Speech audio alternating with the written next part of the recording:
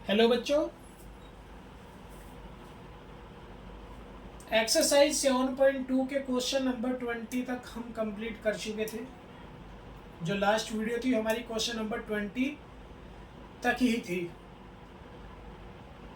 आज के इस वीडियो में क्वेश्चन नंबर 21 से स्टार्ट होगा और क्वेश्चन नंबर 21 है प्यारे बच्चों, tan स्क्वायर 2x माइनस 3,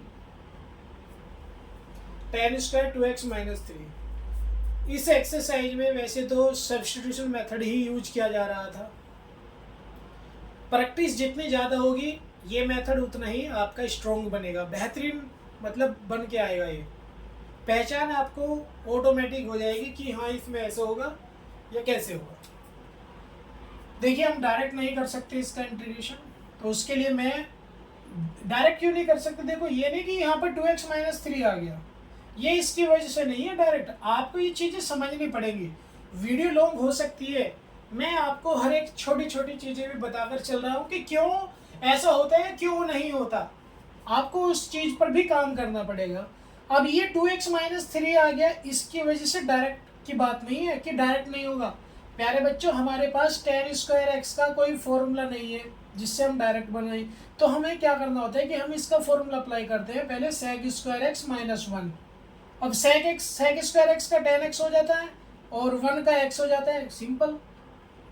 तो हमें क्या है कि सबसे पहले इस tan स्क्वायर को चेंज करना पड़ेगा, ऐसी फॉर्म लानी पड़ेगी क्योंकि tan स्क्वायर का कोई इंटीग्रेशन नहीं है।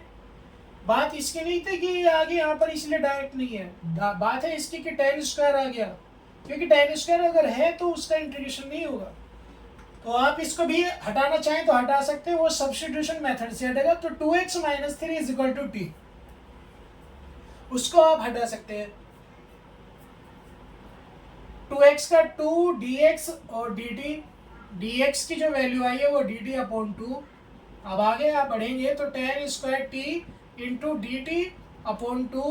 tan स्क्वायर टी का एक फॉर्मूला जो अभी मैंने आपको बताया ट्रिग्नोमेट्री से वो लगेगा यहाँ पर, तो sec स्क्वायर टी और माइनस 1। अब यहाँ से आप इसको सोल्व कर सकते हैं। तो प्यारे बच्चों जब सोल्व करेंगे तो sec स्क्वायर टी का आएगा tan टी और 1 का हो गया, क्योंकि टी के रेस्पेक्ट में तो 1 का भी होगा, 1 का टी और प्लस सी। क्लियर हुआ यहाँ तक? ओके। 1 अपॉन 2 tan और t की वैल्यू 2x माइनस 3, क्योंकि हमें x की फॉर्म में लाना, क्योंकि हमारा क्वेश्चन जो है वो x के रेस्पेक्ट में इंटीग्रेशन हमसे करा रहा था। माइनस इस t की वैल्यू भी वही रखनी है, 2x माइनस 3 और प्लस c। क्लियर हुआ है यहाँ तक बच्चों? चलिए आगे बढ़ते हैं। हम इसको वैसे आगे भी करना चाहें तो कर सकते हैं। मैं ऐसे करूँगा कि इस 1/2 की मल्टीप्लाई सभी के पास, और ये साइन जब हटेगा तो मुझे फिर इस मतलब वैल्यू बना सकते हैं आगे भी। अगर यहीं छोड़ दीजिएगा तो चलिए आगे देखते हैं क्वेश्चन नंबर 22।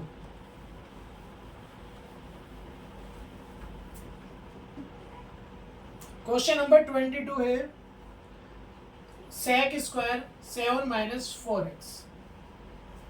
जैसा भी अभी मैंने आपको बोला था कि क्वेश्चन में यहाँ से कोई प्रॉब्लम नहीं बनती, बनती है यहाँ से। यहाँ पावर क्या है और रेशियो कौन सा दिया, जो ट्रिग्नोमेट्रिक रेशियो वो कौन सी फॉर्म है उसकी क्या है। अब sec स्क्वायर है तो डायरेक्ट बनाना चाहें तो बना सकते हैं, और अगर इसको भी हटाकर आप सब्स्टिट्यूशन मेथड से सोल्व करना चाहें तो कर सकते हैं। आप अगर करेंगे तो 7 minus 4x is equal to t, 7 का 0 माइनस 4x का माइनस के 4 dx is equal to dt। तो dx की जो वैल्यू बनी है बच्चों dt अपॉन माइनस के 4, dx इज इक्वल टू बन गया dt अपॉन माइनस 4। आगे देखो sec स्क्वायर और उसकी वैल्यू t और dx की वैल्यू माइनस की dt अपॉन 4। अब sec स्क्वायर t का हम डायरेक्ट जानते हैं। देखो बच्चों sec स्क्वायर t का होता है tan t प्लस c। अब इस t की जगह t की वैल्यू भी लानी पड़ेगी, क्योंकि बिना उसके लाए ये क्वेश्चन का आंसर कंप्लीट नहीं होगा। तो 7 माइनस 4x और प्लस सी, ये आंसर सिंपल था। आप डायरेक्ट भी करना चाहें तो कर सकते हैं। डायरेक्ट देखो यहीं से मैं देखो कैसे दिखा दूंगा आपको।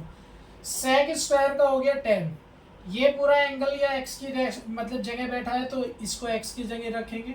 x की मल्टीप्लाई में है -4 तो वो डिवाइड में, क्योंकि मैंने बोला होगा कभी आपको कि जब भी इंटीग्रेशन आता है इंटीग्रेशन में x की मल्टीप्लाई में जो होगा वो डिवाइड में, जो डिवाइड में होगा वो मल्टीप्लाई में। तो डिवाइड में था, मल्टीप्लाई में था -4, तो वो आ गया डिवाइड में। Okay, question number 23। Question number 23,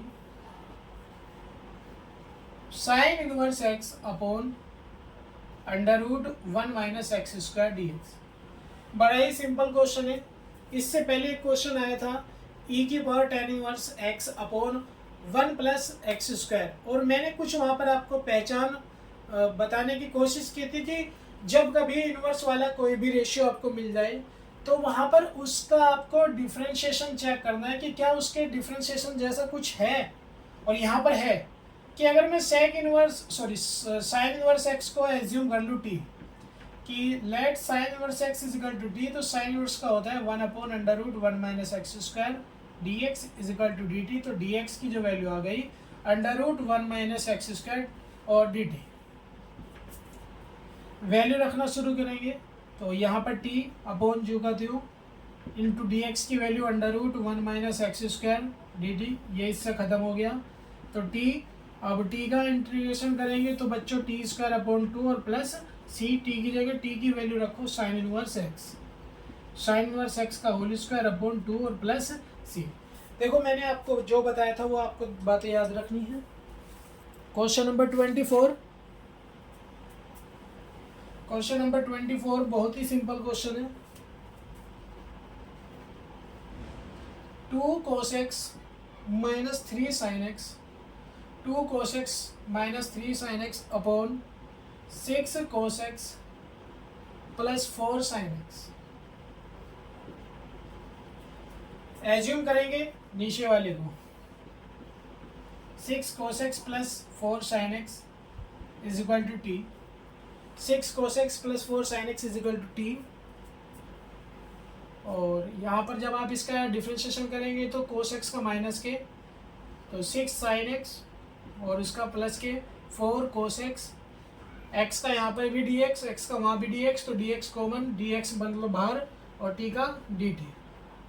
2 भी कॉमन ले लो, 2 इसके पास से कॉमन, 2 मतलब दोनों के पास से कॉमन आएगा, तो 2 कॉमन ले लिया मैंने।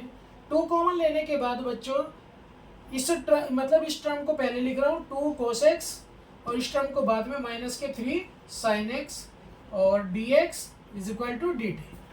आगे अगर सोल्व किया जाए इसको तो 2 cos x - 3 sin x dx is equal to dt upon 2। इस टर्म की जैसी वैल्यू ये रही ऊपर, तो ये जो क्वेश्चन बनेगा अब आपका 1/t इंटू, क्योंकि ये पूरा dt अपॉन 2 के इक्वल है, तो 1 अपॉन इस वैल्यू की जगह आ गया t, 1/t dx की वैल्यू मतलब इस पूरे की वैल्यू जो बनी थी वो बनी थी dt अपॉन 2। ये फॉर्मूला है बच्चों log mod ऑफ t और प्लस c, t की जगह t की वैल्यू रखो, तो t की वैल्यू रखी जाएगी 6 cos x plus 4 sin x। यही आपका आंसर है, यही आपका आंसर है।